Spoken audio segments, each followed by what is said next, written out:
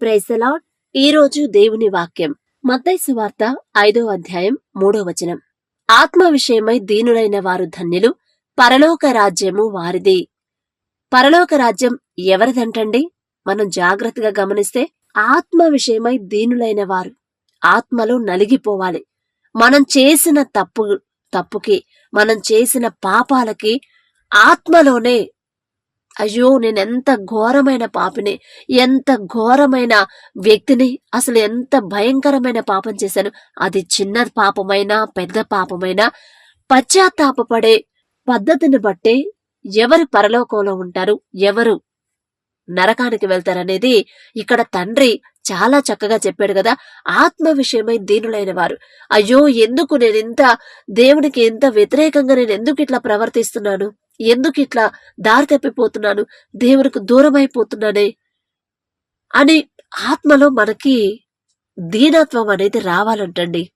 అయితే ఈ ధన్యతల గురించి తండ్రి యేసు ప్రభు వారు ఎప్పుడు చెప్తారంటే మత్తయి సువార్త, ఆయన కొండ ఎక్కి కూర్చుండి నోరు తెరిచి ఇలాగ బోధింపసాగెను అని మనం చదువుకుంటాం కదా మత్తయి సువార్తలో. అప్పుడు అక్కడ చెప్పిన ధన్యతల్లో మొట్టమొదటి ఏదంటే ఆత్మ విషయమై దీనులైన వారు ధన్యులు. మనలో చాలా మంది తప్పులు చేసేస్తారు, గబక్కన మాట అనేస్తారు, గబక్కన ఎట్లా కూడా బాధ పెడతారు వేరే వాళ్ళని, ఇతరులు గాని, మన ఇంట్లో వాళ్ళని గాని, బయట వాళ్ళని గాని. తర్వాత పశ్చాత్తాపం అనేది ఉండదిక. ఎందుకంటే వాళ్ళు నా విషయంలో మరి వాళ్ళు అంత కఠినంగా ఉన్నప్పుడు నేనెందుకు వాళ్ళ మీద జాలి పడాలి, నేనెందుకు వాళ్ళ ఎడల అంత ప్రేమగా నేనెందుకు నడుచుకోవాలి, నేనెందుకు తగ్గాలి అనే మైండ్ సెట్ మనది. అందుకని తండ్రి ఏం చెప్తున్నాడంటే, అట్లా వద్దమ్మా, మీరు అలా ఉంటే నా దగ్గరికి రాలేరు. పరలోక రాజ్యంలో ఉండాలంటే ఇదిగో ఆత్మ విషయమై దీనులై ఉండండి. ఎవరి మీదైనా మీకు కోపం ఉంటే కోపం తీసేసుకోండి. ఎవరినైనా గబక్కన మాట అనేస్తే అయ్యో నేనెంత బాధ పెట్టాను వాళ్ళని, ఎంత ఘోరమైన తప్పు చేశాను, అర్రే నా వల్ల వాళ్ళు బాధపడుతున్నారే, అసలు తండ్రికి దేవునికి నేను ఎంత దూరం అయిపోతాను ఆ విషయంలో అని మన ఆత్మలో మన మనసులో మనకే ఆ పశ్చాత్తాపం అనేది రావాలంటండి. అప్పుడే పరలోక రాజ్యం మనకి సమీపంగా ఉండిద్ది, పరలోక రాజ్యానికి మనం సమీపంగా ఉంటాం. అయితే ప్రభు చెప్పిన ధన్యతల్లో ఇది మొట్టమొదటిది కదా, ఆత్మలో దీనులైన వారు ధన్యులు. ఆ ఒక్క మాటలో ఒక మంచి విషయం అనేది, ఒక మంచి రహస్యం అనేది మనకు తెలియజేస్తుంది కదా. అయితే మనం లోకపరంగా చూస్తే లోకంలో మనం వీళ్ళు ధన్యులు, అబ్బా ఏం అదృష్టం వాళ్ళది, అసలు లక్కీ పర్సన్స్ అంటే వీళ్ళేరా, పెట్టి పుట్టాలి ఇలాంటి పొందాలంటే అని కొంతమంది విషయంలో మనం అంటా ఉంటాం కదా, మనకు నోటికి వచ్చేస్తాయి. వాళ్ళు ఎవరెవరంటే మంచి ధనవంతులు, చక్కగా అంతా సంపాదించి మంచి మంచి బిల్డింగ్స్ కట్టుకొని, పెద్ద కంపెనీస్ కట్టుకొని అట్లా కారుల్లో అట్లా తిరుగుతా ఉంటే బా ఏం అదృష్టం, అసలు అదృష్టం అంటే వాళ్ళదే, మనది మన బతుకు ఉంది, ఏం నాకు ఉద్యోగం లేదు, ఏం లేదు అని మనల్ని మనం తక్కువ చేసుకుంటాం. వాళ్ళనేమో ఎక్కువ చేసి వాళ్ళు ధన్యులు అని మనం అంటాం. కానీ వాళ్ళు ఎక్కడ వరకు ధన్యులు? ఒక మంచి స్పోర్ట్స్ పర్సన్ అయినా, ఒక మంచి ఇంకా వేరే వేరే పేరు ప్రతిష్టలు, ఒక మంచి యాక్టర్ అయినా, ఇంకా వేరే చాలా విషయాల్లో ఫేమస్ అయిన వాళ్ళు ఎవరినైనా సరే చూస్తే అబ్బాయి ఏమి పాడాడురా పాట, ఏమి గొంతు, అసలు ధన్యత, ఏమి ఫాలోయింగ్ అతనికి అని వాళ్ళని చూసి మనం వాళ్ళని అదే ధన్యత అనుకుంటాం, అదే అదృష్టం అనుకుంటాం. కాని తండ్రి వాటి గురించి చెప్పలేదు కదా. పరలోక రాజ్యం నా దగ్గర మీరుండాలంటే ఇదిగో ఈ విషయంలో మీరు ధన్యత కలిగి ఉండండి.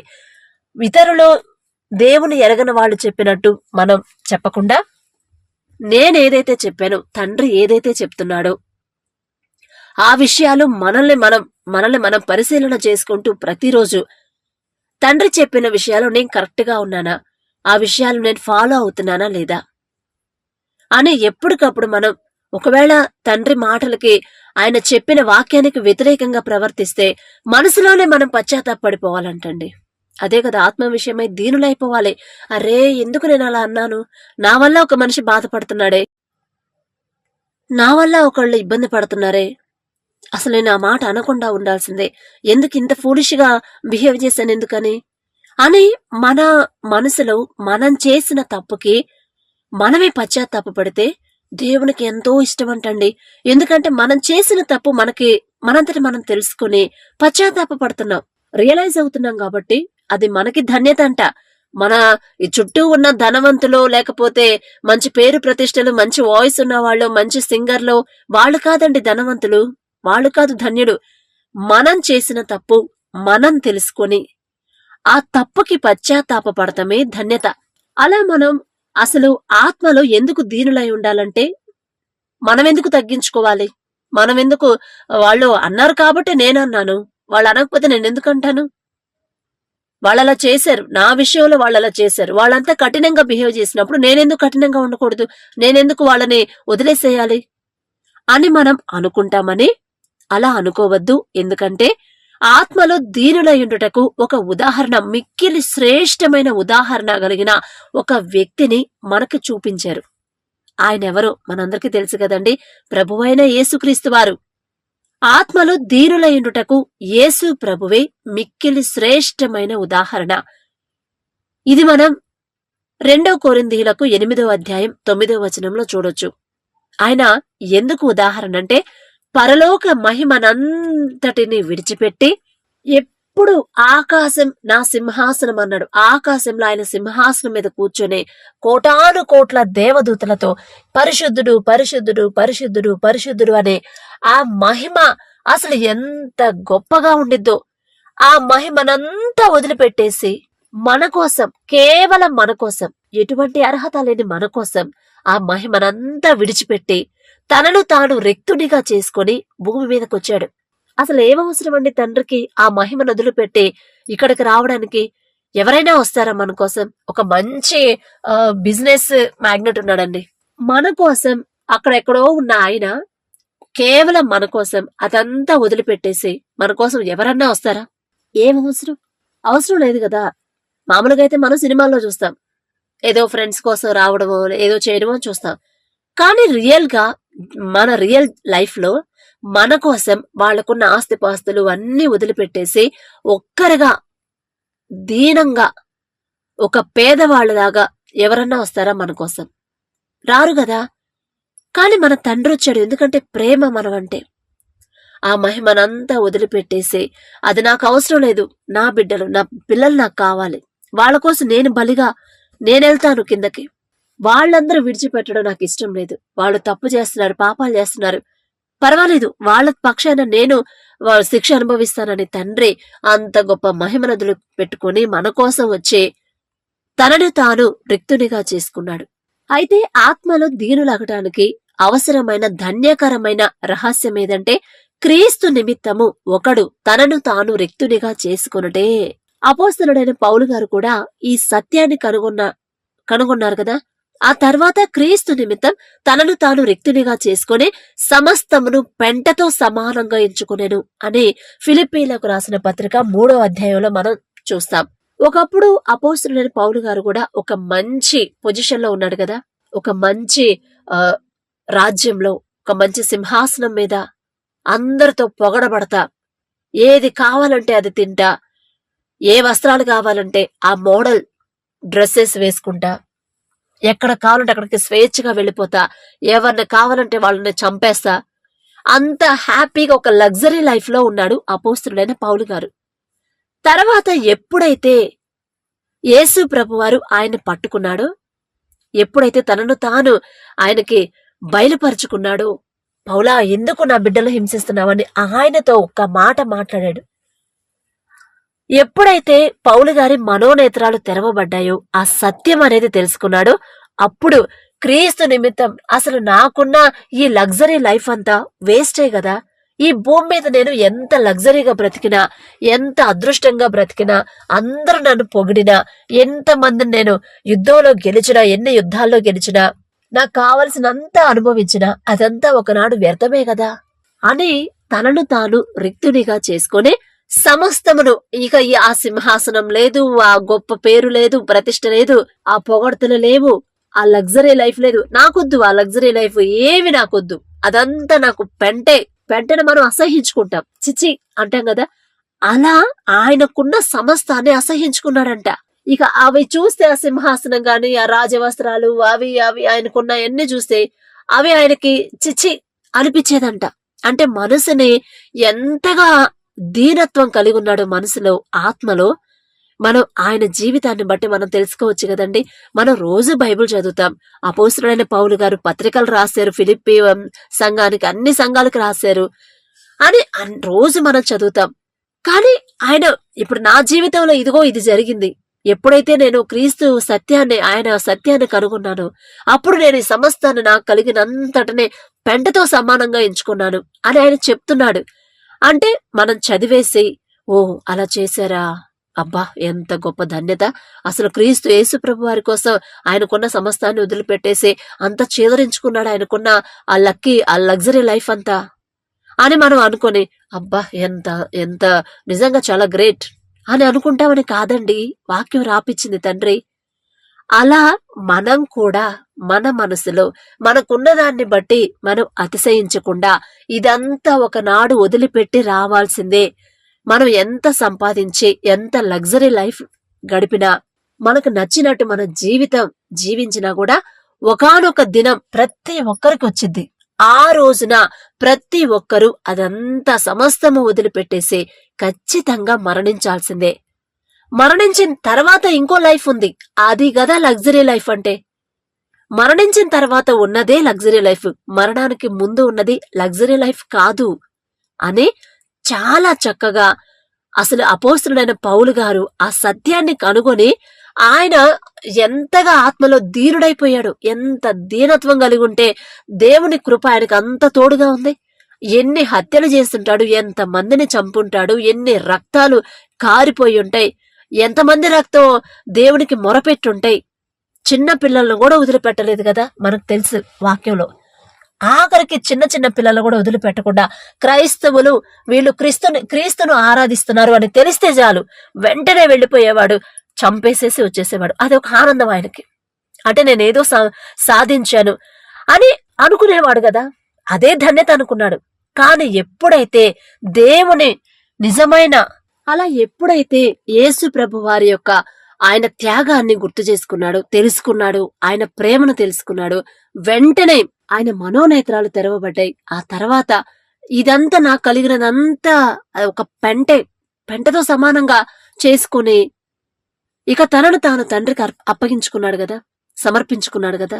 అలాగే మనం చాలా మంది భక్తులను కూడా మనం బైబిల్లో గమనిస్తే తమకు కలిగిందంతా వదిలిపెట్టేసి నినివే పట్టణస్తులు, ఫర్ ఎగ్జాంపుల్ నినివే పట్టణస్తులు తీసుకుంటే ఒకప్పుడు వాళ్ళు మంచి లగ్జరీ లైఫ్ లో ఉన్నారు. ఒకప్పుడు అసలు ఫలాలు నినివే పట్టణం అంటే అమ్మో, ఒక వ్యాపారానికి ఒక మంచి అనువైన ప్లేస్ ఏదంటే అదే, మంచి అన్ని ఫెసిలిటీస్ ఉన్న ప్లేస్ ఏదంటే అదే నినివే పట్టణం. అసలు ఎంత డెవలప్ అయింది, వాళ్ళ ఇష్టం వచ్చినట్టు వాళ్ళకి నచ్చినట్టు ఉంటున్నారు. కానీ ఎప్పుడైతే దేవుని వార్త వాళ్ళ దగ్గరికి వెళ్ళిందో వెంటనే వాళ్ళు ఏం చేశారు, వెంటనే రియలైజ్ అయ్యారా, లేకపోతే ఒక వారం తర్వాత ఫస్ట్ ఆలోచిద్దాం, ఒక వారం తర్వాత ఆలోచించి అప్పుడు డెసిషన్ తీసుకుందాం అనుకున్నారా? లేదండి.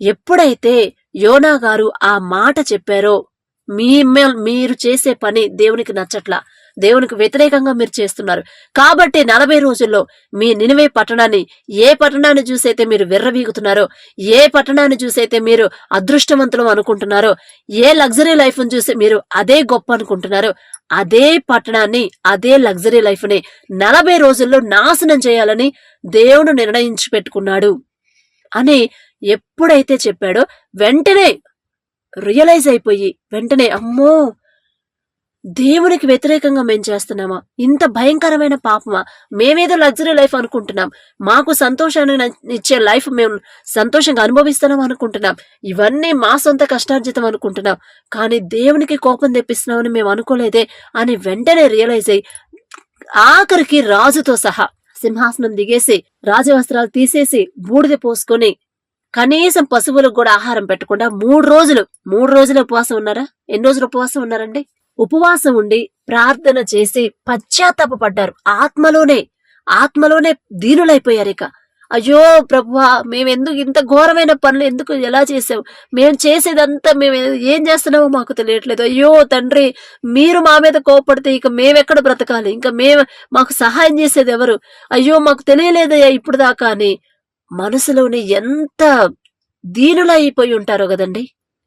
వెంటనే అసలు ఆ ఆలోచన తండ్రి చేంజ్ చేసుకున్నాడంటే వాళ్ళు ఎంత తగ్గించుకొని ఉంటారు. ఎంత పశ్చాత్తాపపడి ఉంటారు ఒక్కసారి ఆలోచించండి. ఇప్పుడు మనం చేసిన తప్పుకి మనం రియలైజ్ అయ్యి, అయ్యో సారీ, నేను అసలు కావాలని చేయలేదు, అసలు ఆ మాట నా నోటికి రానివ్వకూడదు, కానీ ఎందుకనో గబక్కన వచ్చేసింది, అయ్యో సారీ అని మనస్ఫూర్తిగా మన హృదయంలో మనం నలిగిపోయి ఎదుటి వాళ్ళని సారీ అడిగితే వాళ్ళు ఓకే ఇట్స్ ఓకే అంటే మనస్ఫూర్తిగా వాళ్ళు క్షమిస్తే అసలు అప్పుడు వచ్చే ఆనందం అండి అసలు ఎంత హాయిగా ఉండిద్దో. ఒక బరువు, ఒక 50 కేజీల బరువు గుండె మీద నుంచి దించినట్టుండిద్ది. ఎందుకంటే నా విషయంలో నేను ఆ ఫీలింగ్ అనేది నేను అనుభవించాను. నాకు తెలియకుండా ఎవరినో అంటే మాట అయితే అనలేదు గానీ ఏదో పని చెప్పారు. అది కూడా చిన్నప్పుడు, నేను 6th 7th అప్పుడు. కొంచెం వాటర్ తీసుకురమ్మా అంటే నేను తేనని చెప్పా. తేనని చెప్పలేదు గానీ తేకుండా వెళ్ళిపోయాను ఇంటికి. వెళ్ళిపోయి మా అమ్మోళ్ళకి చెప్పా, అమ్మ పలానా అక్క నన్ను వాటర్ తెమ్మనమ్మా అంటే, అంటే అప్పుడు ఇగో ఆ వయసులోనే నేనేంటి, నేను చదువుకుంటున్నాను, వీళ్ళకి నేను తేవడం ఏంటి, వీళ్ళు పనులకు వెళ్ళేవాళ్ళు అనే తలంపుతో తేకుండా వచ్చేసారు. వచ్చి చెప్తే, అరే ఎందుకమ్మా అట్ట అన్నావు. ఇక మా అమ్మోళ్ళు భలే చెప్తారు అసలు, అక్క వెళ్ళకూడదమ్మా లోపలికి, ఇంట్లోకి వెళ్ళకూడదు, ఎవరింటికి పడితే వాళ్ళంటే వాళ్ళ హస్బెండ్ చనిపోయాడంట, ఆ విషయం నాకు తెలియదు, చిన్నపిల్లను కదా, వెళ్ళకూడదమ్మా లోపలికి, అందుకని అడిగుండిద్దిలే, అట్లా ఇవ్వకుండా వచ్చావు తప్పు కదా. వెంటనే చెప్పేవాళ్ళు మా అమ్మోళ్ళు. వెంటనే ఇక రియలైజ్ అయిపోయి, తండ్రి ఆ మనసు ఇచ్చాడు చిన్నప్పటి నుంచే. అయ్యే చీ ఏంది ఇట్లా, నేను అయ్యో పాపం వాటర్ అడిగింది, గబక్కన ఇట్లా అపార్థం చేసుకున్నానేంది, ఒక మాట కూడా నేను అనలేదు, ఆమె చెప్పింది అంతే, నేను కాస్త ఇగో మనకు నేనేంది ఆమెకి ఇచ్చేదేందని వచ్చేసాను. తర్వాత వెంటనే ఎప్పుడైతే అమ్మోళ్ళు చెప్పేశారో అప్పుడు ఇక వెంటనే నాకు ఏడుపు వచ్చేసిందండి తెలియకుండానే ఆ వయసులో కూడా. అంటే తండ్రి చేతుల్లో ఉంటే అంతేనేమో బహుశా. ఇలాంటి సందర్భాలు మీ జీవితంలో కూడా వచ్చుంటాయి. ఒకసారి వెనక్కి వెళ్ళండి. అందుకే నేను రోజు చెప్పేది, వెనక్కి వెళ్ళండి. మీరు చేసిన పనులు, తండ్రి చేసిన సహాయం అనేది గుర్తొస్తా ఉండిద్ది మనకి. అప్పుడు మనల్ని మనం సిగ్గుపరచుకొని, చ్చా ఏంటి అలా ఆ విషయంలో నేను అలా బిహేవ్ చేశాను, కానీ అమ్మో దేవుని కృప, దేవుని వాక్యం నా గనక గుర్తు రాకపోయినట్టయితే నేను ఇంకా దేవునికి దూరం అయిపోయేదాన్నే. అయ్యా నా మీద ఎందుకయ్యా ఇంత జాలని తండ్రికి హృదయంలోనే మనం థ్యాంక్స్ చెప్పుకుంటాం. అందుకే నేను మిమ్మల్ని వెనక్కి వెళ్ళండి అనేది. మళ్ళీ వచ్చి ఆ అక్కకి వాటర్ తీసుకొచ్చి ఇచ్చి, ఆమె వేరే వాళ్ళతో మాట్లాడుతుంది, ఇచ్చి నుంచున్నాను. థ్యాంక్స్ అమ్మా అని చెప్పానంది. మళ్ళీ మోట్ల ఇంటికి నాకు వెళ్ళబుద్ధి కావట్లా, ఎందుకంటే ఆమెకు సారీ చెప్పిందాక నాకు వెళ్ళాలనిపించట్లా. చాలా సేపు నిలబడినది నా కళ్ళే చూసిద్దామో, అక్క సారీ అక్క అని చెప్దామంటే చూడట్లా, అటు తిరిగి మాట్లాడుకుంటుంది. నాకేమో వెళ్ళలేకపోతున్నా. అప్పుడు ఇక చాలా సేపు ఒక అరగంట నుంచున్న తర్వాత అప్పుడు వెనక్కి తిరిగి, ఏందమ్మా ఇంకా నుంచున్నావు, ఏమైంది అంటే, అక్క సారీ అక్క, ఇందాక నాకు తెలియక నేను వాటర్ ఇమ్మంటే తేకుండా వచ్చేసానంటే, అయ్యో పర్వాలేదమ్మా నీకు తెలియదుగా, చిన్నపిల్లవు కదా, పర్వాలేదు ఏం కాదు లేపో అని చెప్పనన్న తర్వాత అప్పుడు తృప్తిగా ఉండి అమ్మయ్య అనుకుని ఇంటికి వచ్చేసాను. ఇంకా అప్పుడు ఒక సంతోషం అనేది వచ్చింది. అలా మన మనసులో మనం చేసిన తప్పుకేనండి, ఎవరో చేసిన తప్పుకి మనం రియలైజ్ అవ్వట్లా, మన పక్కింటోళ్ళు చేసిన తప్పుకి, వాళ్ళు తప్పు చేస్తే మనం ఎట్లా పశ్చాత్తాపడతాం, మన ఇంటి ఎదురోళ్ళు చేస్తే, మన పిల్లలు తప్పు చేస్తే మనం పశ్చాత్తాపడతాం, అది సహజం. అంటే దేవుణ్ణి అడుగుతాం, అయ్యా నా బిడ్డ తెలియక తప్పు చేశారు క్షమించండి అయ్యా అని మనం పశ్చాత్తాపడతాం. ఎవరో పక్కనోళ్ళు చేసిన దానికి మనం పశ్చాత్తాపడట్లా. మనం చేసిన తప్పుకే ఆత్మలోనే దీనత్వం కలిగి, అయ్యో నేనెంత భయంకరమైన మాట అన్నాను, నా వల్ల ఒకళ్ళు బాధపడుతున్నారే, దేవుని ఆ వాక్యం విని కూడా, ఆయన గురించి తెలుసుకుని కూడా నేనెందుకు ఇలా ప్రవర్తించాను అని మనల్ని మనం రియలైజ్ అయ్యి మనంతట మనం ఆత్మలోనే మనసులోనే దుఃఖపడిపోవాలంట. అది తండ్రికి ఇష్టమైన మనసండి, అదే తండ్రి కోరుకుంటుంది. నేను అందుకే మీరు ప్రతి విషయంలో తండ్రికి సారీ చెప్పండి. ఏదన్నా మన వల్ల, మన ప్రవర్తన వల్ల తండ్రి బాధపడి ఉంటాడు ఖచ్చితంగా. సారీ చెప్పండి. ఎవరైనా పక్కన వాళ్ళ విషయంలోనైనా, మన బంధువులైనా, మన స్నేహితులైనా, ఎవరి విషయంలోనైనా మనం తప్పుగా ప్రవర్తించుంటే దానివల్ల వాళ్ళు మన మీద పగ పెంచుకోకూడదు కదా. మన గురించి మాట్లాడుకునేటప్పుడు ప్రేమగా మాట్లాడుకోవాలి. పలానా ఆమె ఉండిద్ది, అబ్బా అసలు ఎంత మర్యాదస్తురాలు, ఎంత ప్రేమగా మాట్లాడిద్ది, ఎంత చదువుకున్నా అసలు గర్వం అనేది ఉండదు ఆ పిల్లకి. అదిగో పలానా వాళ్ళ అబ్బాయి ఉంటారు, ఎంత గర్వం అనుకున్న వాడికి చదివి మంచి ఉద్యోగం చేసేసరికి గర్వం వచ్చిందిలే, ఇంతకుముందు అట్లేళ్లే, ఇప్పుడు చూస్తే అర్థమైంది, అబ్బో మామూలు గర్వం కాదు అని మనం చెప్పుకుంటాం. చాలా మంది చెప్పుకుంటారు అట్లా. అలా మన గురించి ఒకళ్ళు చెప్పుకోకూడదు. మనం ఉన్నా లేకపోయినా పలానా వాళ్ళు మంచోళ్ళు అని చెప్పుకోవాలనేదే మన తండ్రి ఆశ. ఇప్పుడు మన పిల్లల గురించి మనం ఆశ కలిగి ఉంటాం, మన పిల్లలు కూడా ఎవరికన్నా నలుగురిలో ఉన్నప్పుడు వాళ్ళ గురించి గొప్పగా చెప్పుకోవాలి, వాళ్ళు మంచి వాళ్ళని చెప్పుకోవాలి, అందరూ అనాలి, మంచి పేరు తెచ్చుకోవాలని అనుకుంటాం గానీ అందరూ నా పిల్లలకి ద్వేషించాలి, అందరూ నా పిల్లల్ని తిట్టాలి, అందరూ దూరం అయిపోవాలని మనం కోరుకోం కదా. అలాగే మన కడుపును పుట్టిన బిడ్డల గురించి మనం ఎలా ఆలోచిస్తామో ఆయన రక్తాన్ని ఏవీ కాని మనకి, మన బిడ్డలంటే మన రక్త సంబంధం, అంటే మన కడుపును పుట్టారు కాబట్టి బ్లడ్ రిలేషన్. కానీ తండ్రికి మనకి మామూలుగా అయితే సంబంధం లేదు, అసలు ఎలాంటి సంబంధం లేదు. కానీ ఆయన రక్తాన్ని మన కోసం అర్పించి మనల్ని రక్త సంబంధికులుగా చేసుకున్నాడండి తండ్రి. అసలు ఎంత గొప్ప ప్రేమ కదండి. ఏది మళ్ళీ ఆయనేమి ఒంటరి కాదు, ఆయనేమి తినడానికి తిండి లేక ఉండడానికి ఇల్లు లేక ఉన్నవాడు కాదు. ఆకాశ సింహాసనం మీద కూర్చునే అర్హత కలిగిన ఆ కోటాను కోట్ల మంది దేవదూతలతో పరిశుద్ధుడు పరిశుద్ధుడు పరిశుద్ధుడు అనే అలా ఘనత మహిమంతా ఆయనకే చెందాలి. అంత మహిమను కూడా వదిలిపెట్టేసి మన కోసం, ఏ సంబంధం లేని మన కోసం, ఎటువంటి రిలేషన్ లేదు, ఒక బంధువు కాదు, ఒక స్నేహితుడు కాదు, ఒక రక్త సంబంధం కాదు, ఏవి కాని మన కోసం ఆయన రక్తం ఇచ్చి మనల్ని కొనుక్కున్నాడు. అప్పుడే మనం ఆయన రక్త సంబంధికులు అయిపోయాం కదా. మన రక్త సంబంధికుల గురించి మనం ఎలా ఆలోచిస్తామో అంతకన్నా ఎక్కువ తండ్రి మన గురించి ఆలోచిస్తాడండి. మనం అంటే 1,00,000 పనులుంటాయి, మనం గుర్తుండవు. తండ్రి మనకు గుర్తుండడు. చాలా పనులున్నాయి, ఈ టైంలో మీరు సిస్టర్ మీరు ఇట్లా చెప్తే ఎట్లా, ఒకసారి వెనక్కి వెళ్ళండి అంటే అంత టైం మాకు దొరకాలి కదా, అంత ఖాళీ ఉండాలిగా అని చెప్పిన అంటాం మనం. కానీ తండ్రికి ఎన్ని పనులు, కొన్ని కోట్ల మంది, ప్రపంచం మొత్తాన్ని ఆయనే చూడాలి కదా. ప్రతి ఒక్కరు ఏం చేస్తున్నారు, రహస్యంలో ఏం చేస్తున్నారు, బయట ఉన్నప్పుడు ఏం చేస్తున్నారు, మనసులో ఎటువంటి ఆలోచన కలిగి ఉన్నారు, అది కూడా ఆయన గమనించాలి కదా. అది కూడా గమనిస్తా అంటే అప్పుడు పనులు ఎవరికి ఎక్కువ, మనకి ఎక్కువ, తండ్రికి ఎక్కువ. ఆయన బిజీ పర్సనా, మనం బిజీ పర్సనా? మనం మన ఫ్యామిలీ, ఒక ఫ్యామిలీ గురించి ఆలోచిస్తాం ఎక్కువగా. మన పిల్లల భవిష్యత్తు ఏంటి, మన జాబ్ ఏంటి, మన ఇంట్లో అవసరతలు ఏంటి, మన ఒక ఫ్యామిలీ గురించే మనం ఇంత మల్లగొల్లాలు పడితే ప్రపంచం మొత్తం సర్వ సృష్టికి అధిపతి ఆయన. ఆయనకి ఇంకెంత టెన్షన్స్ ఉంటాయండి. ఆయనకి ఇంక వర్క్ ప్రెజర్ ఆయనకి ఎట్లా ఉండిద్ది, మనలాగా మామూలుగా ఉండిద్దా? మన నలుగురు కుటుంబం కోసమే ఇంతసేపు ఆలోచిస్తే ప్రపంచం మొత్తం ఆయన సంతానం, ఆయన పిల్లలం, ఆయన ప్రేమించి ఆయన రక్తమిచ్చి కొనుక్కున్న పిల్లలం. మన గురించి ఇంకెంత ఆలోచించి ఎంత రిస్క్ ఉండిద్ది తండ్రికి. అయినా సరే, అంత రిస్క్ ఉన్నా సరే, అంత బిజీగా ఉన్నా కూడా మన దీనత్వాన్ని ఆయన కనిపెడతానే ఉంటాడంట. ఎవరన్నా మన తప్పు మనం చేసి మన తప్పుకి మనం రియలైజ్ అయితే ఆటోమేటిక్ గా తండ్రి దృష్టి మన మీద ఉండిద్దంట. అంత చక్కగా మనల్ని ఎవరు పట్టించుకుంటారండి? దారి తప్పిపోతుంటే ఎవరు దారిలో పెడతారు? ఒక మాట అంటే అమ్మా తప్పు కదా, మాట అనకూడదు కదా అని 1-2 సార్లు కొంచెం పెరిగిందాకా మన అమ్మ నాన్న చెప్తారు. తర్వాత మ్యారేజ్ అయిన తర్వాత చెప్తారా? చెప్పరు. ఒకవేళ చెప్పినా వింటామా? వినం. కాని మన తండ్రి వినేదాకా చెప్తానే ఉంటాడు. ఎలాగైనా సరే మనం వినాల్సిందే. విని విని విని విని విసిగొచ్చి సరేతి విందాంలే ఒకసారి అనిపించిందాక తండ్రి చెప్తానే ఉంటాడు. అంత ప్రేమ మనమంటే. అలాగే యోబు గారిని కూడా మనం గమనిస్తే ఆయనకు సమస్తము ఉంది, ఆయన చుట్టూ ఆయన కలిగిన అంతటి మీద ఆయన కంచె వేశాడు, తర్వాత కంచె తీసేశాడు. అప్పుడు ఆయన అందరు దూషించినా కూడా యోబు గారు దూషించలేదు. తర్వాత ఫస్ట్ అసలు నేను పుట్టకుండా ఉంటే బాగుండు, నా తల్లి గర్భంలో నేను లేకుండా ఉంటే బాగుండు, ఈ భూమి మీదకి నేను రాకుండా ఉంటే బాగుండు అనుకున్నాడు. తర్వాత మళ్ళీ రియలైజ్ అయ్యి ఆయనంతటా ఆయనే ఆలోచించుకొని నాదే తప్పు, తండ్రి తప్పు కాదు, నాదే తప్పు, నేనే తప్పు చేస్తుంటా, దేవునికి వ్యతిరేకంగా నేనే ఆలోచించుంటా అని మళ్ళీ ఆయన తప్పు ఆయన తెలుసుకొని రియలైజ్ అవుతాడు కదా. అలాగే దావీదు గారు ఎంత రియలైజ్ అవుతాడు, అసలు ఆయన చేసిన తప్పు కూడా పెద్ద తప్పే, కానీ ఎంత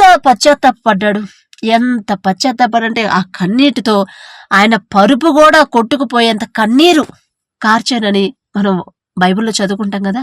కాబట్టి ఆత్మలో దీనత్వం కలిగి ఉండాలండి, మనం తగ్గింపు కలిగి ఉండాలి. మనం చేసిన తప్పు మనం స్ఫూర్తిగా ఒప్పుకుంటేనే మన తండ్రి దృష్టి మన మీద ఉండిద్ది. ఆయనతో పాటు మనం పరలోకంలో ఉంటాం, పరలోక రాజ్యంలో ఉంటాం. పరలోక రాజ్యం మనం చేరాలంటే మనం ఏం చేయాలి? నేనేం చేయాలి ప్రభువా అని ఒక అతను వచ్చి అడుగుతాడు కదా బైబిల్లో.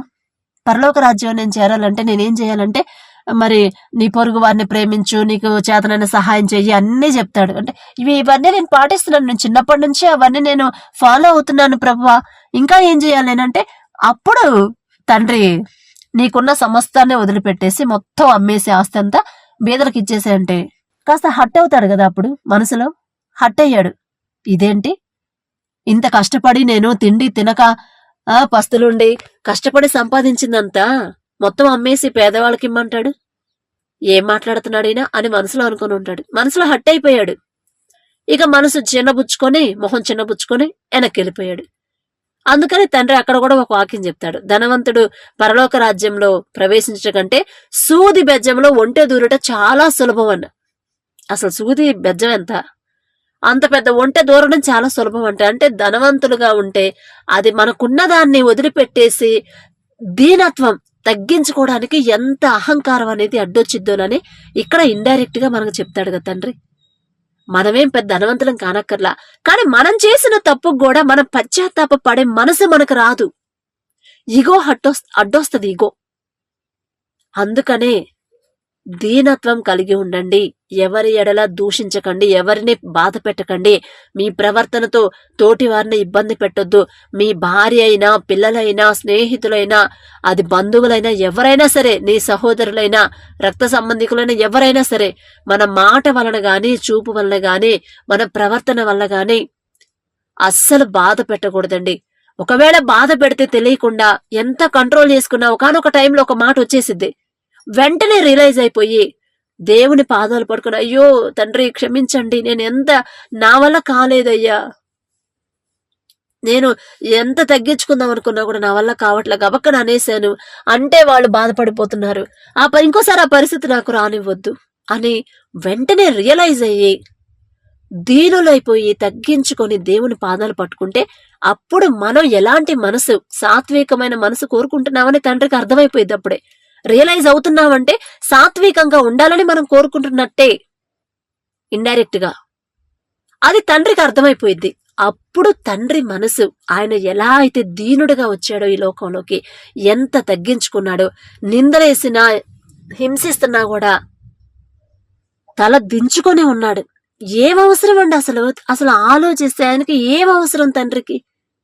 అంత గొప్ప మహిమతో అంత కళకళలాడాల్సిన తండ్రి ఆ మహిమను వదిలిపెట్టేసి సంతోషించాల్సిన మనిషి కిందకి మన కోసం వచ్చి ఏ తప్పు చేయకపోయినా నిందలేస్తుంటే తల దించుకొని ఉండాల్సిన అవసరం ఏంటి?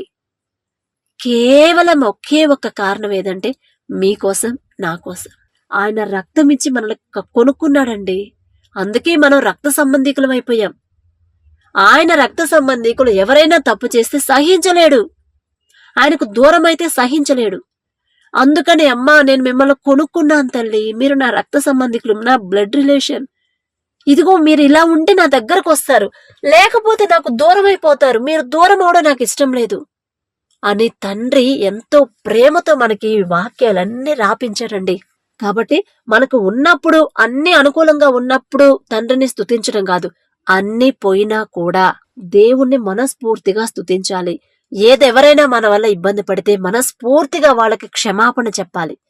కానీ ఆఖరికి వాళ్ళ పాదాలు పట్టుకోవడానికి కూడా వెనకాడకూడదు. మనం ఏ పొజిషన్ లో ఉన్నా, అది మేనేజర్ అయినా ఏదైనా, ఆ పొజిషన్ లో అన్ని ఇక్కడే భూమి మీదే గాని పరలోకంలో పనికొస్తాయండి? కావు కదా. ఆయన దృష్టిలో అందరం పిల్లలమే. మనం ఎంత వయసు వచ్చినా, 90 ఏళ్ళు వచ్చినా, 100 వచ్చినా ఆయన దృష్టిలో ఆయనకు పిల్లలమే మనం. కాబట్టి తప్పు చేసిన వాళ్ళు తగ్గించుకొని క్షమాపణ చెప్పండి, ఆత్మలో నలిగిపోండి, పశ్చాత్తాపపడండి. అప్పుడు నా దగ్గరకు వస్తారు, పరలోక రాజ్యంలో నేనుంటాను, మీకోసం ఎదురు చూస్తున్నా అని చెప్తున్నాడు తండ్రి. జాగ్రత్తగా ఒకసారి గమనించుకోండి.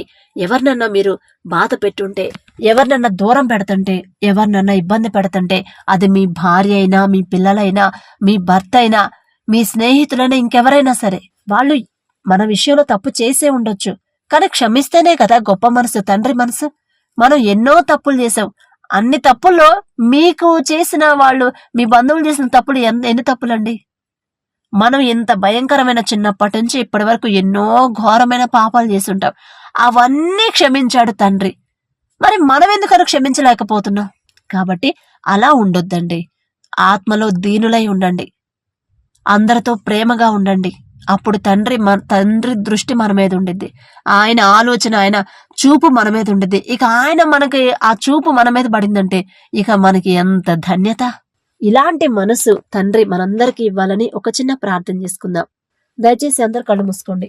కృపగల దేవా మీకు స్తోత్రం, రాజాది రాజా మీకు స్తోత్రం, దేవాది దేవా మీకు స్తోత్రం నా తండ్రి.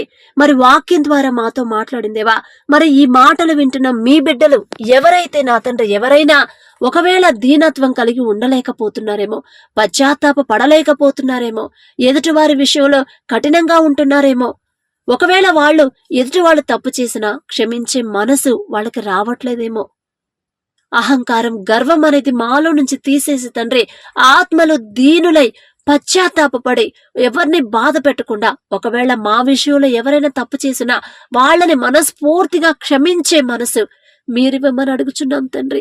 మీరిస్తేనే మేము పొందుకోగలం. రేపు పరలోక రాజ్యంలో మీతో పాటు ఉండాలంటే ఇదిగో ఈ క్వాలిఫికేషన్స్ అనేవి మీకు ఉండాలి అని ఎంతో స్పష్టంగా మీరు మాతో మాట్లాడారు. మరి ఆ ప్రకారంగా మేము నడుచుకునేలా మా అంతటా మా వల్ల కాదయ్యా, కానీ మీరిస్తేనే మేము పొందుకోగలం. మీ సహాయం ఉంటేనే మనస్ఫూర్తిగా ఎదుటి వాళ్ళని క్షమించగలం, ఆత్మలో పశ్చాత్తాపడగలం.